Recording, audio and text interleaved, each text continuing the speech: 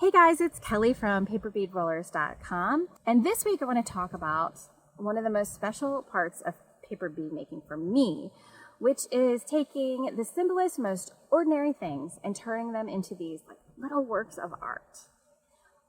So you don't need a lot of fancy supplies for paper bead rolling, right? You just need a paper that will spin and roll without creasing. So it could be the cereal box that you ate your breakfast out of this morning. It could be paper from that pile of magazines that are sitting in your corner that you have not taken to the recycling bin. I'm sure a lot of us have those. It could even be a program from an event that means a lot in your heart, where you could take it, turn it into paper beads that you could wear around with you and hold close to you as a memory.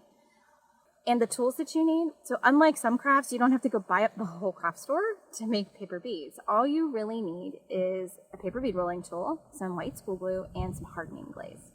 I personally think that there is a certain level of satisfaction to taking things that were forgotten or things that were intended to be thrown away, and then making, for example, a necklace that you can go sell for $50.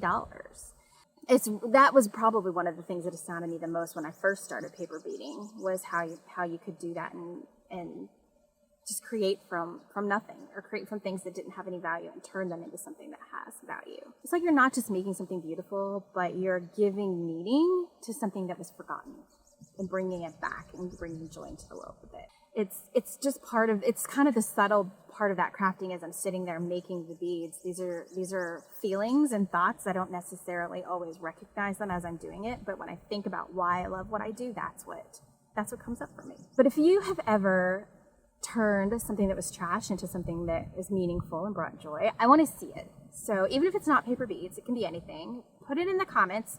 Picture if you have it. I would love to see it. And tell me about it and why you did it and how that makes you feel. And if you've ever dreamed of, sharing that joy with people in your community, your friends, your family, check out the Paper Bead Artistry Certified Educator Program. We're launching this fall. Information's available now. And it's a way where you can bring that knowledge and skill set and love and joy and bring it to people in your community. Get to know people, maybe make some friends as an adult, kind of hard to do these days, but also get paid for it. Help put some food on the table, help pay the mortgage 1 month. This is a program that can let you do all of that. So check out the link in the comments and get some more information on that. And until then, I will be back next week with a little more musing behind the beads. Until then, happy rolling.